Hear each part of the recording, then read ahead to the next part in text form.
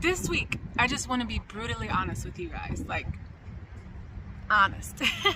I recently caught myself just being very, very bitter and angry. And out of all the places I choose to be this way, I choose the worst one. My marriage. Long story short, I got my boys a bunch of stuff for Valentine's Day and I didn't get anything in return. It's not my husband's fault. He wanted to go out that afternoon and buy me something, but I was like, just forget about it. Don't worry about it. See, I wanted him to be thoughtful and make plans and put some effort. And to me, like, doing something last minute does not equal effort. So I told him, don't worry about it. But then I felt left out and sad. We've talked many times about giving gifts because that's my love language. I feel the most loved when I receive gifts. And I'd like to get gifts, like not just on holidays, but all the time. So when it doesn't happen, I get disappointed. So much so that I started to daydream, like if he didn't do this or that, then I'm gonna say this and do that, you know, or I would think of all the things I could buy myself to make myself feel better. Or I'd wake up in the morning and just daydream about how the day would go and him just disappointing me again. That's just how I felt. It had gotten really bad in my mind. So bad that one morning when we were doing our gratefuls, we always do 3 things we're grateful for each morning. I said, I'm grateful for the new ring that I bought myself, for the gift that I actually received. And I saw the look on my husband's face because he just had finished saying his gratefuls and 2 of them were about appreciating me. And I heard how ugly I sounded when I said it.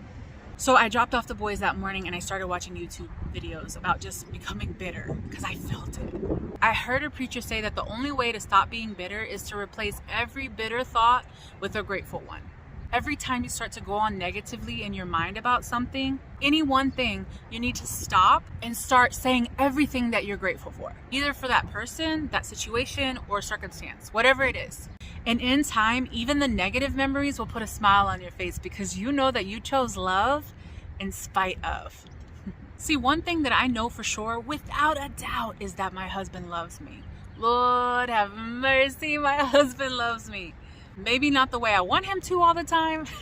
Like, not exactly how I imagined it, but he does love me. So I told myself every day I'm gonna write down every time my husband shows me that he loves me. So I did, and here are some of the things that he's done. He grabbed me and held me close when I just wanted to walk by. He walked out of the plant just to text me, hey baby, I love you. Even though it takes most of his break just to make that walk. Today he said he was grateful to have a wife that does more than he realized at home. He rubbed my feet. He called me sexy in my rainbow socks. He held my arm when I was editing.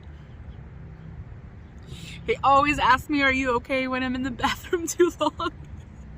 So what happened was that I realized that I was so focused on what I thought I needed to feel loved that I was missing out on the love that I had overflowing my way. I realized that my husband tries so hard to reassure me that I'm the love of his life. And what, because I didn't get a gift, it doesn't count? It shouldn't be that way. Now, does that mean that I don't want gifts? Hell no, I still want some gifts. But getting gifts isn't the only way to feel appreciated. I would hate to not have all the things that my husband does to appreciate me.